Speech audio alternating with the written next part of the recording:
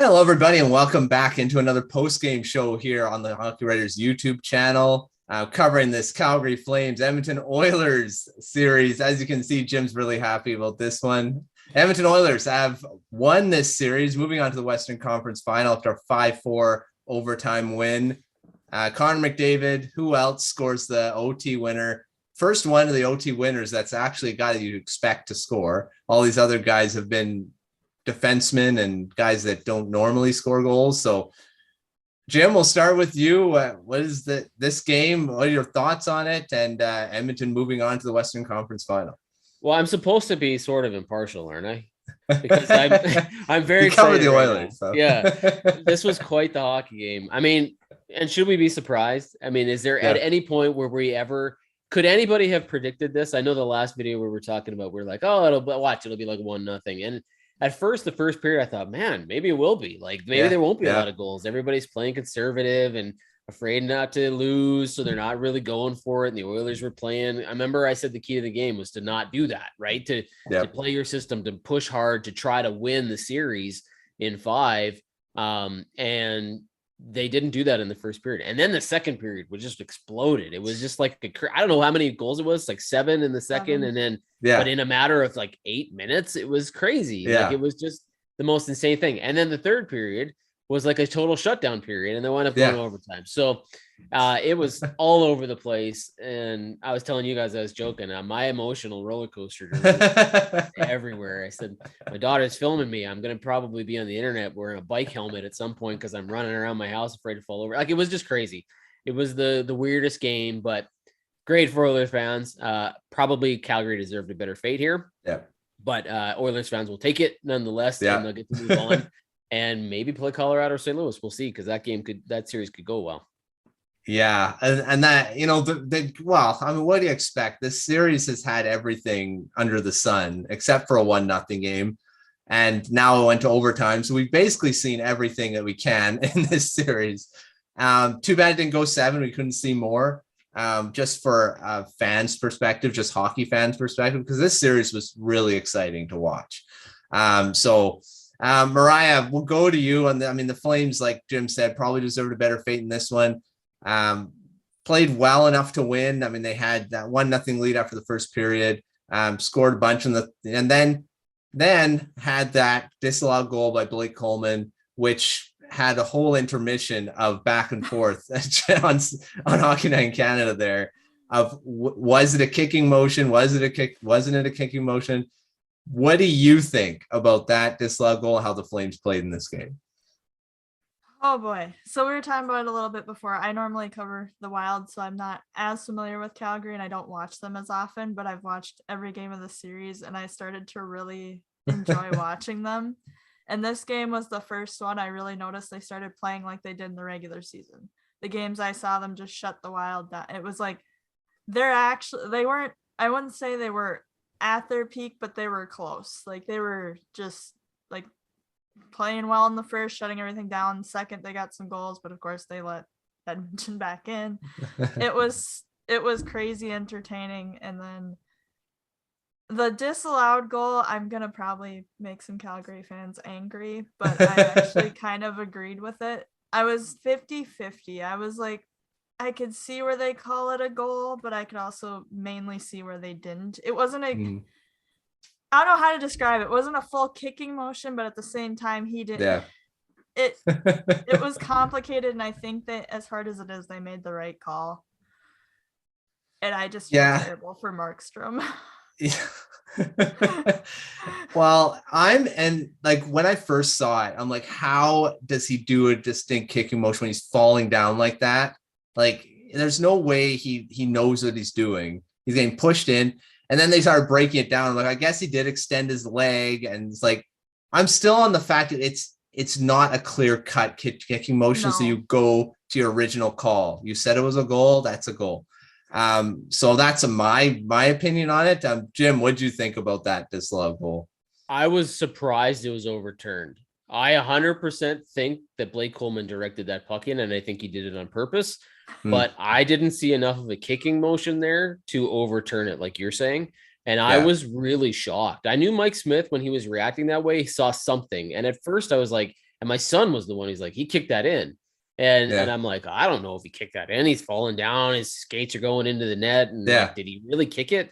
And I didn't see enough of a kick to go, okay, well, they're going to clearly overturn this. So when they did, I was kind of surprised. But having said that, I think Blake Coleman put that in with his skate on purpose. I just don't know if that was a kick. Like, I just can't. And that's why I said maybe Calgary deserved a better fate here. And I think it is going to be a topic of discussion in Calgary for weeks. Like, this is going to be something where they're going to say they got screwed out of the series. Yeah.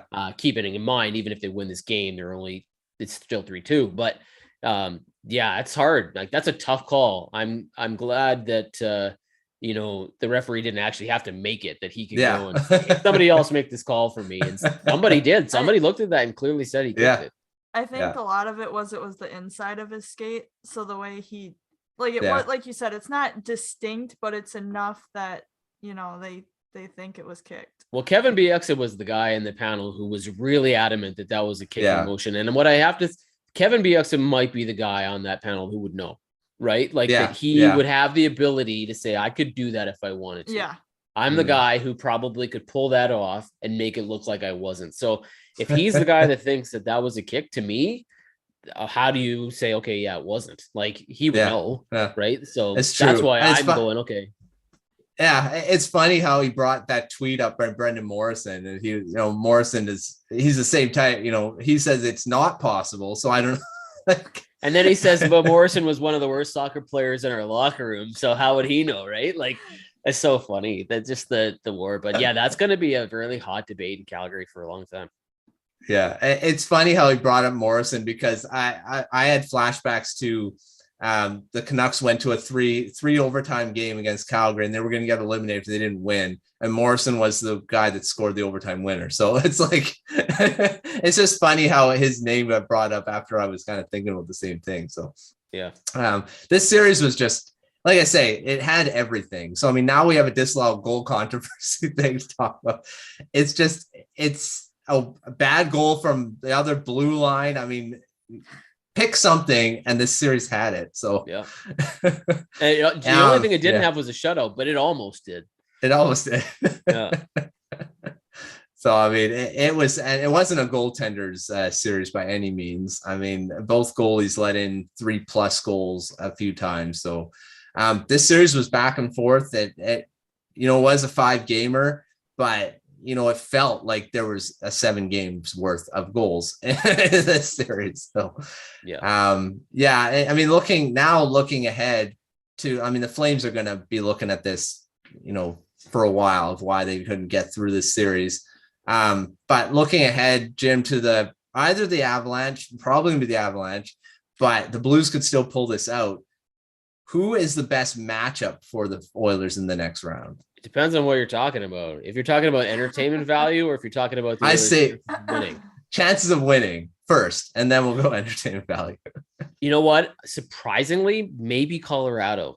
I know that sounds weird, but they had a pretty good record against them in the regular season, and they played well because it's the similar style team, right? Like, run and gun, high offense, really skilled, not huge, not physical, isn't going to wear you down. The Oilers seem to struggle against teams like that. When they played Minnesota, they didn't play very well. When they played St. Louis, they didn't play very well, right? So now, having said that, Calgary is a team that was known for that, and Edmonton just went through them in 5. So I don't know, right? It's really hard to say. For an entertainment game, like all day Colorado and twice on Sunday, you know what I mean? Like, that's going to be such a good series if that's what happens.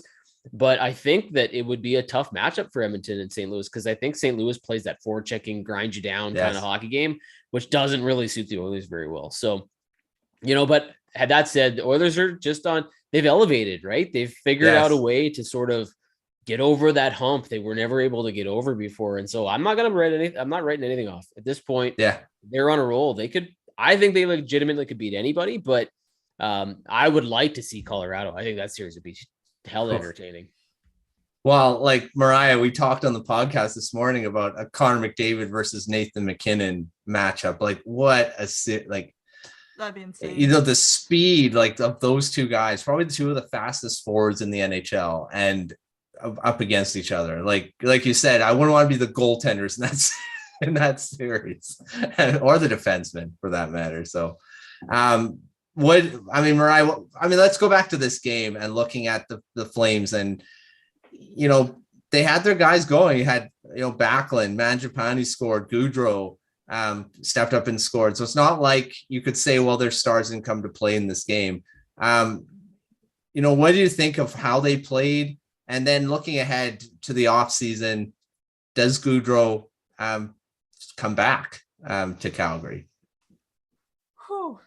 They I know I loaded a bunch into that. I was like, that's a loaded question. Come on now.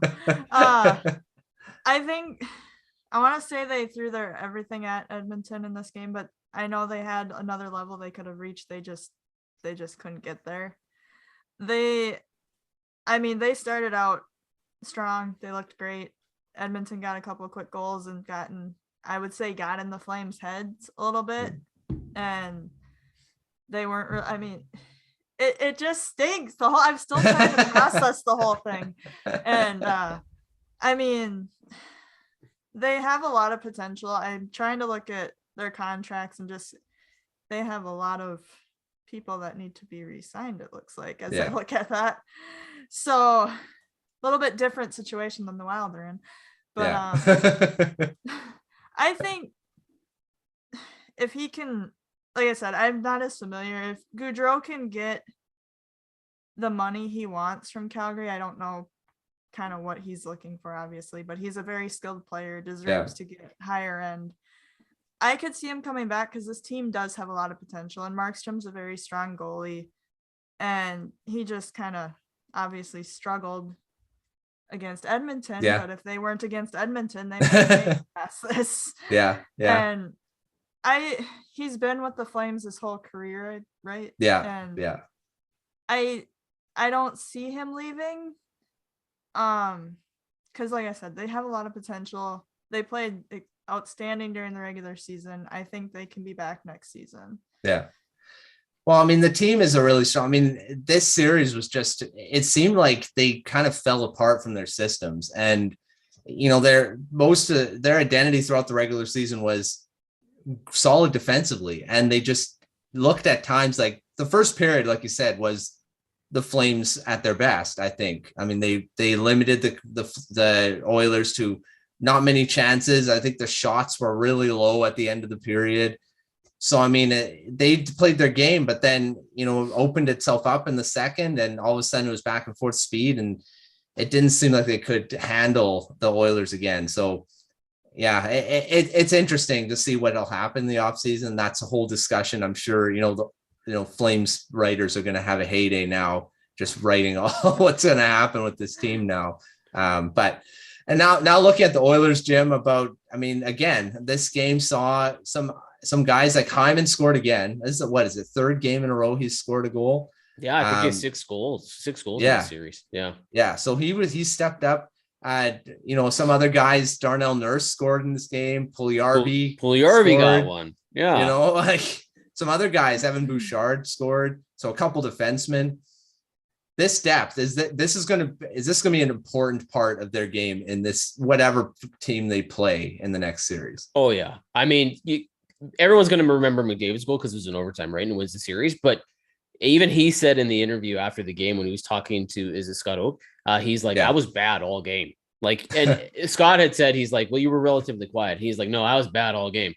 So even McDavid knew that he wasn't his regular self. I thought McDavid was getting chances. He just wasn't really getting the shots off, and he wasn't getting his chance to finish. But the fact that he did not do anything, he wasn't on the score sheet until overtime, tells you that the Oilers have the ability to stay in and win a game without him. Right now, yes, he did get the overtime winner, so technically he's the reason that they won. But that Nugent Hopkins kicked in with 2 goals in the last game. Puljujärvi and Bouchard and Nurse and other guys stepped up tonight. I thought some guys had some big games in this series that were not necessarily on your who's going to do this. Like Evander Kane had a million things going on this week because he just had a baby, but he coming back, he was dangerous but didn't do anything. So there were other guys in this series and tonight especially that stepped up, and that's huge for the Oilers. If they're able to stay in these games and win them without, Draisaitl, I think he had 3 assists, so another five games in a row he's had 3 points or something. So these guys are really, really good. But Yeah, that's what they need. They need the Puljujärvis. They need the Yamamotos to get big games. They need Hyman to keep doing his thing. That's a huge thing for them. Yeah, I thought Yamamoto was pretty good in this game too, for what I saw. So, and that's the thing. They do have a lot more depth, I think, from the past where they were relying a lot on McDavid and Draisaitl, and they weren't, scoring a lot, and then that's it, and that's all they were. And there has been talk about that in the media where it's just Connor McDavid and Draisaitl. The rest, there's no one on the team else. I disagree this time. I mean, there's so much more scoring potential, and Nugent Hopkins, like he like you said, stepped up in the last game. You got more guys stepping in this one. I was saying with Hyman, I'm sure Maple Leafs fans are saying, where was this Hyman in our playoffs when when they were getting eliminated in the first round and Hyman wasn't scoring? So it's interesting why he's stepping up so much now. He's got 8 goals now. It's an interesting situation for the Oilers, right? Because if the Stars don't step up, that's all you're talking about is how the big guys didn't come to play. But if they do step up, then you're like, oh, well, it's just the Stars. Yeah, right. It's like you can't win either way. So what you need is the Stars to be the Stars and to score all the points, but then you need the other guys to accent them and to score too. And when that happens, it's the best of both worlds, which is exactly what's going on in Edmonton right now. So you have the Stars doing what they're supposed to do, what they're getting paid McDavid $12 million to do, which is be McDavid and score like crazy. Draisaitl 8.5 to score as much as you need those guys to do it, but then you need the other guys to just not let them do it alone. They need to come in and play too. And that's what's happening, which is why Edmonton's on a roll right now. So this is a perfect storm for them. Yeah. And Mike Smith. Mike Smith too has set up his goaltending, which is, I mean, yes, he allowed that bad goal, but he's still just able to bounce back every time he makes a save, but I'll take it.